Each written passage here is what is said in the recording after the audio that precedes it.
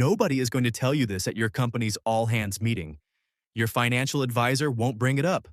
Your parents, God love them, probably never knew it existed. But there's a version of wealth that doesn't look like wealth. No Instagram, no flexing, no car that announces you from 2 blocks away. And the people living it? They're the ones quietly becoming untouchable. Here's the thing that should bother you. The habits that actually build real, lasting money have almost nothing to do with what the internet tells you building wealth looks like. I'm going to show you 10 of them, but there's one near the end that most people resist the hardest.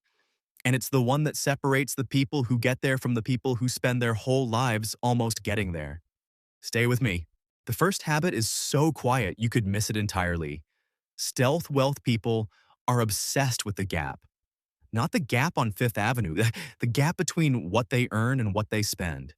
Every raise, every bonus, every unexpected windfall, instead of upgrading their life, they quietly widen the gap. They don't announce it. They don't make it a personality. They just let the distance between income and spending grow, month after month, year after year, like a tide no one notices until it's already swallowed the shore. You probably have a friend like this. Makes decent money, drives something reasonable, lives somewhere normal. You've never once heard him talk about money. And then one day you find out he owns 2 rental properties and hasn't touched his paycheck in 3 years. That's not luck, that's the gap, compounding quietly. The second habit is this. They buy assets the way most people buy experiences. Think about the last thing you spent $300 on. A weekend trip maybe, a dinner you barely remember. Stealth wealth people still do those things. They're not monks. But before they spend on the experience, they've already automated a purchase of something that grows. A small index position, a rental payment from a tenant, a royalty. They experience life and they're building something that pays them to sleep. Here's what almost nobody tells you. You don't need a lot of money to start this habit. You need the habit before you need the money. Third, they've quietly killed lifestyle creep. Lifestyle creep is the silent thief of your 30s. You get a raise? Cool. Suddenly you need a nicer apartment. Then a nicer car to park outside the nicer apartment. Then a wardrobe that matches the car. Before you know it, you're earning twice what you made at 26 and you're somehow broker than you were then. Sound familiar? Drop a comment if this one hit close to home. You'd be surprised how many people are sitting with this right now. The stealth wealthy have learned to treat every income increase like it's invisible to their lifestyle. The raise happened, their rent didn't go up, their car still paid off. But their brokerage account, that one heard about the raise. The fourth habit is counterintuitive and most people get it completely backwards. They spend more on things that save time, less on things that signal status. A busy professional making $140,000 a year isn't buying the $80,000 car. But he will pay for a housekeeper, a meal prep service, or a faster commute option without blinking. Because he understands, at a level most people don't, that time is the only currency that doesn't come back. Status is rented, time is borrowed. Cal Newport wrote about deep work as the ultimate professional advantage, but there's a financial corollary nobody talks about. The people who protect their cognitive bandwidth the most are also the ones who make the clearest decisions about money. Clarity compounds. Noise is expensive. Fifth, they're radically unbothered by what their peers are doing. This one sounds soft, it isn't. Your brain, and mine, is wired for social comparison. It's ancient. It kept early humans alive. But in 2025, it's quietly destroying middle-class wealth one financed SUV at a time. The 35-year-old who keeps score with his college roommate's Instagram has handed his financial future to someone else's highlight reel. Stealth wealth people have somehow short-circuited this. Maybe through reading, maybe through a hard financial moment that scared them straight, maybe through meeting someone genuinely wealthy who drove a 10-year-old Camry and didn't care who noticed. Whatever the reason, they stopped playing a game they never signed up for. And the second they did, money started behaving differently. Here's where it gets interesting. We're halfway through. I promised you the habit most people resist hardest.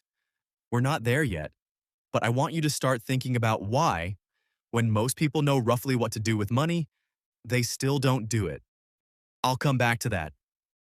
Sixth habit, they treat their network like an asset class, not in a gross transactional, here's my card way, in a quiet, consistent, genuinely invested way.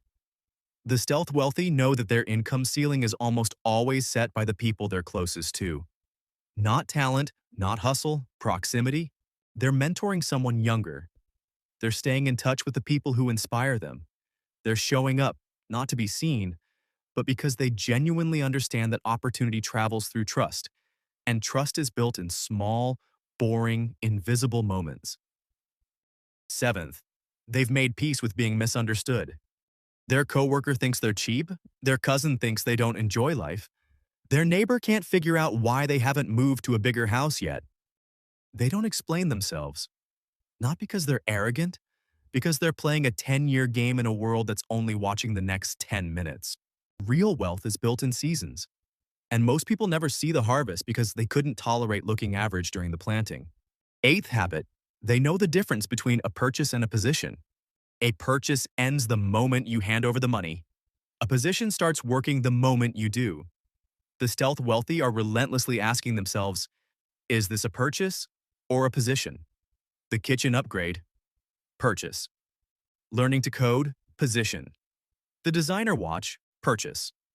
The boring mutual fund nobody brags about at brunch, position. They're not anti-spending. They're anti-spending that doesn't move the needles. Ninth, they've automated everything that matters and made everything else friction. The investment contribution happens on payday before they see the number. The emergency fund is in an account that takes 3 days to access because friction protects you from yourself. The credit card gets paid automatically. The retirement account increases by 1% every year without a conversation. The goal is to make the smart choice the effortless choice and to make impulse expensive. Now, the 10th habit, the one most people can't bring themselves to do. They've gotten uncomfortable with comfort.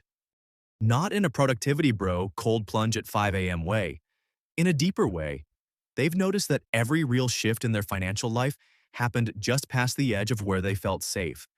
The negotiation they almost didn't have, the investment they almost didn't make, the job offer they almost didn't take seriously.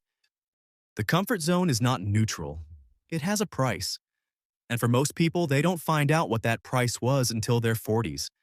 When they look back and realize the math was always there. They just never let themselves feel it. Stealth wealth isn't about suffering. It's about choosing your discomfort on purpose before life chooses it for you. Here's the thing about all 10 of these habits. Not one of them requires a six-figure income to start. Not one requires a perfect credit score or a family with money or a lucky break. They require something harder and more available than any of that. A decision to stop living for the optics and start living for the outcome. The people quietly winning with money in their 30s aren't smarter than you.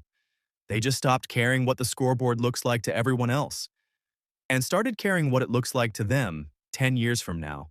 You don't need to overhaul your life this week. You need one habit, one gap you didn't have before, one position instead of a purchase. Start there. If this hit differently than the usual money content you've seen, subscribe. This channel exists for the people who are done with the noise and ready to actually build something.